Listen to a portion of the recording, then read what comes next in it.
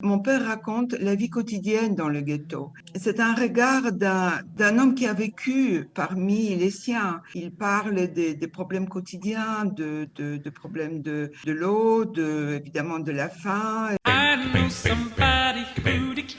Sortez, respirez, c'est le Quality Time. Et pas n'importe quel livre, il s'intitule « Quand la Pologne a cessé d'être une terre d'accueil », publié aux éditions Au bord de l'eau. On est ravis de l'accueillir. Alexandra Subrémond, bonjour. Bonjour à vous. Voilà. Je suis très heureuse d'être avec vous. Eh ben, on est ravis d'être avec vous. Alors, vous avez fait plein de choses dans votre vie. Vous avez travaillé au Conseil de l'Europe, au Parlement européen, à la Commission européenne, puis à l'Assemblée nationale avant de rejoindre l'administration française. Et puis, vous portez en vous une histoire personnelle avec la Pologne qui ressort très bien dans ce livre. Il y a 2 histoires dans ce livre. Est-ce que vous pouvez nous expliquer pourquoi vous avez choisi, non pas de raconter uniquement votre histoire, mais d'en rajouter une autre ? À l'origine, j'ai reçu très tardivement de la part de ma mère les mémoires de mon père. Et ces mémoires sont restées comme ça, quelque part. Je me suis toujours promise que le jour où je serai à la retraite, je vais les lire, je vais les étudier. Et effectivement, quand j'ai fini mon activité professionnelle, je me suis penchée sur ce manuscrit et j'ai découvert une histoire en fait qui ne nous a jamais été contée. J'ai découvert l'histoire de mes parents, bien sûr, qui se sont mariés juste avant le déclenchement de la guerre et qui ont vécu un périple absolument tragique. Ils sont partis de Varsovie vers l'est de la Pologne. Il faut savoir qu'à l'époque, Lwów, Wilno, c'était des villes non simplement polonaises, mais c'était des villes juives, c'est-à-dire qu'une grande partie de la population, entre 30 et 40%, parlait yiddish. C'était vraiment les 2 langues, si j'ose dire, officielles, c'était le polonais et le yiddish. Donc ils se sont, j'ai découvert qu'ils se sont installés là-bas les temps, malheureusement, où les territoires étaient occupés par les soviétiques, puisque comme vous savez, en 1939, Staline a signé un pacte avec Hitler et ils se sont en quelque sorte partagé la Pologne.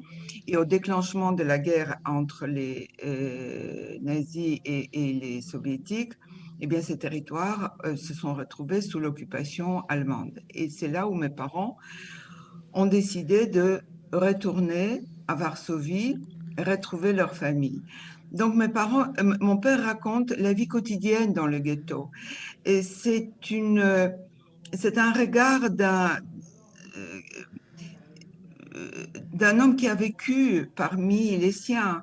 Il parle des problèmes quotidiens, de problèmes de l'eau, évidemment de la faim. C'est un témoignage extrêmement précieux. Oui, très très précieux, mais aussi, vous voyez, sans fleuriture, c'est un homme qui a vécu parmi les siens jusqu'en 1942, de la grande déportation où le ghetto de Varsovie est liquidé, les Juifs sont déportés dans les camps de la mort. Et au fil de l'eau, je me suis rendu compte que ce témoignage pouvait effectivement intéresser pas uniquement les membres de la famille, mais aussi des tiers, parce que leur vie en Pologne, pendant la guerre, mais aussi au lendemain de la guerre, et la fin tragique qui était la sienne, puisque en 1960, ils ont cru à la promesse des temps meilleurs. Et certains sont revenus vivre en Pologne. Alors voilà, c'est-à-dire que vous savez sans doute qu'au lendemain de la guerre, sur plus de 3 millions de Juifs qu'il y avait avant la guerre, il n'en restait que, selon les historiens, entre 200 et 300 000. Exact. 200 ou 3, il faut imaginer, hein, plus de 3 millions avant la guerre et 200 à 300 000. Et ces 200 à 300 000 ont principalement survécu en l'Union soviétique. Ils sont revenus en 1945, mais ils ont vu ce que c'était le régime soviétique. Et la plupart, dès qu'elle a pu, ils sont partis. Une grande partie est arrivée en Israël, mais ils sont allés aussi aux États-Unis, ils sont allés en Europe occidentale, très peu. Mais principalement, je crois, aux États-Unis et en Israël. Mes parents avaient à la fois la chance et la malchance d'avoir survécu dans un camp allemand en Allemagne. Mon père n'a pas vécu vraiment pendant la guerre le régime soviétique et ils ont cru à la promesse de l'égalité Que promettait le régime. promettait le régime soviétique, tout à fait. Et donc, Et ils sont revenus, vos parents sont revenus aussi. Oui, tout à fait, tout à fait. Ils sont revenus à Varsovie d'abord parce qu'ils cherchaient la famille.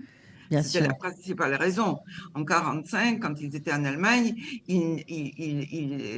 quand ils ont quitté en 1942, il y a une partie de la famille qui n'était pas encore déportée, donc ils espéraient pouvoir retrouver des membres de la famille. Évidemment, ils n'ont trouvé personne à Varsovie. Varsovie a été complètement rasée, le ghetto a été rasé, et la ville de Varsovie a aussi beaucoup, beaucoup souffert pendant la guerre. Toujours est-il que ce destin n'était pas, comment vous dire,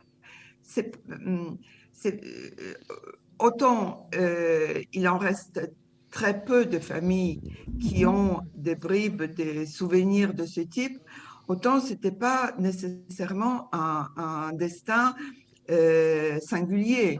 Il y avait beaucoup d'autres familles dans cette situation-là.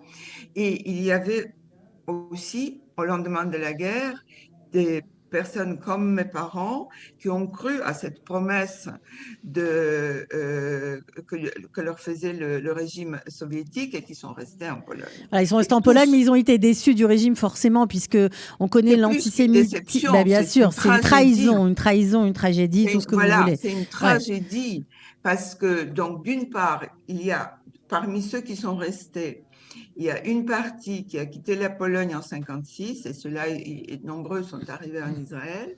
Mais en 1968, c'était effectivement pour eux un drame. Du jour au lendemain, on leur a dit, vous partez. Et vous partez sans papier, vous partez sans Ouais, c'est une histoire. Cette partie-là de l'histoire est un peu méconnue du grand public. C'est vrai que on l'oublie. Alors je vais vous dire pourquoi. Elle est pas très connue. Pourquoi? Parce que 1968 c'est une année très spéciale dans le monde. C'est l'année des grandes manifestations de la jeunesse. C'est l'année c'est l'année de Prague. Et donc il y a effectivement des événements qui ont marqué l'histoire européenne en 1968, ce qui fait que cet exode de juifs polonais en 1968, il est effectivement très peu connu. D'abord, ils étaient pas très nombreux. On pense qu'en 1968, il y avait environ 30 000 juifs encore en Pologne. Sur ces 30 000 juifs, on pense que entre 13 et 20 000 ont quitté la Pologne et sont restés que des personnes très âgés ou qui c'était des couples mixtes, donc souvent ils ont hésité à quitter ça la Pologne. C'est aussi une partie de votre histoire puisque vos parents ont vécu de plein fouet cette voilà ce désaveu, je sais pas comment on peut appeler ça, mais ça a dû être très très difficile à vivre. Alors vous le relatez dans votre livre. Alors il y a une question évidemment que je suis obligée de vous poser par rapport à l'antisémitisme d'État qui a été complètement nié aux plus hautes instances de l'État polonais. Alors ça aussi, ça a dû être complètement terrible pour des gens qui ont vécu comme votre famille toutes ces péripéties.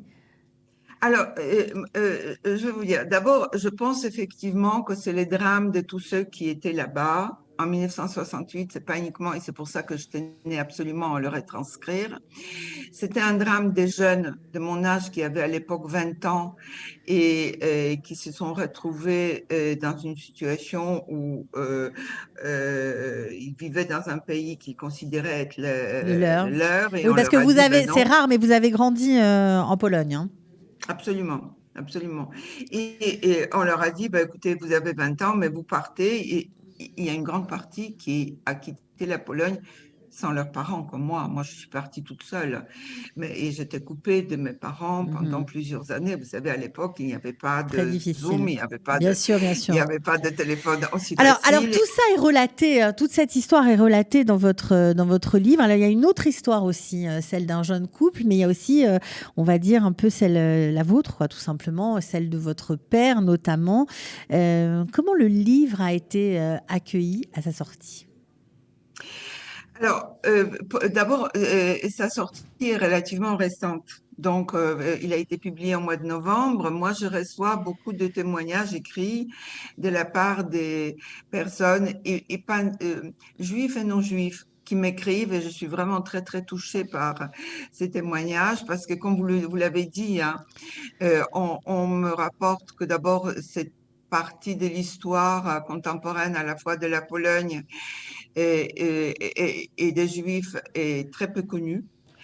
Donc, les gens découvrent les destins des Juifs durant la guerre, après la guerre et dans les années 60.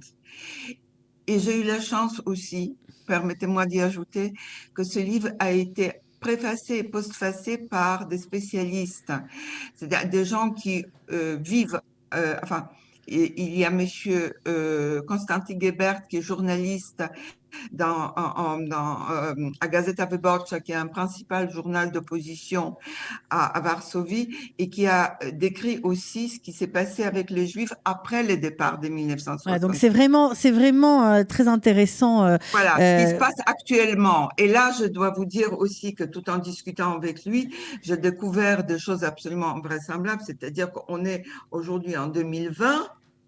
La Pologne est membre de l'Union européenne et la Pologne refuse de restituer les biens juifs, les biens spoliés. C'est une chose pour moi qui est absolument invraisemblable. C'est-à-dire que, bon, essayons déjà de mettre à l'écart. Évidemment, s'il y a eu la négation de l'antisémitisme d'État, il n'y a pas de raison, a priori, de restituer les biens juifs, puisque ça n'a pas existé. Il y a, en tout cas, dans ce qu'ils annoncent, dans ce qu'ils énoncent, ça paraît complètement fou pour nous, mais c'est pour une nous, réalité et une injustice supplémentaire.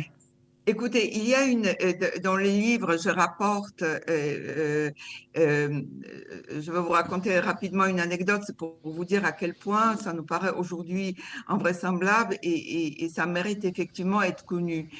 À un moment donné, mon père parle d'un bâtiment qui est à Varsovie et qui était avant la guerre un lieu où les étudiants séjournaient, qui a été construit avec un mécénat juif et dans lequel la petite histoire veut que Menahem Begin a été aussi, quand il était étudiant à Varsovie, il a séjourné là-bas, il habitait là-bas. Bon. Donc, il n'y a pas de doute, c'était une maison juive construite sur le fond des mécènes juifs.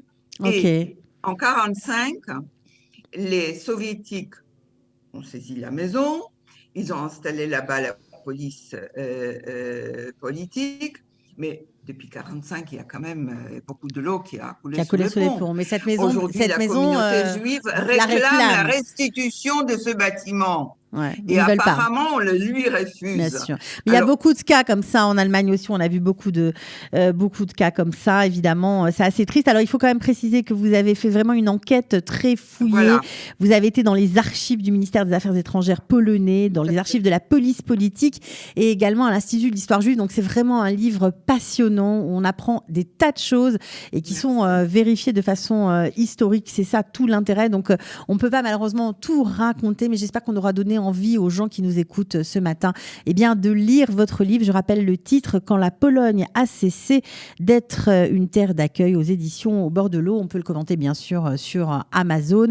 On peut même peut-être le commander dans les librairies françaises d'Israël. Le livre, il est actuellement dans toutes les librairies françaises. En tout cas, je vous en prie, bravo pour votre très précieux travail, Alexandra. Merci à vous. À bientôt. À bientôt, bonne journée, au revoir. Sortez, respirez, c'est le Quality Time.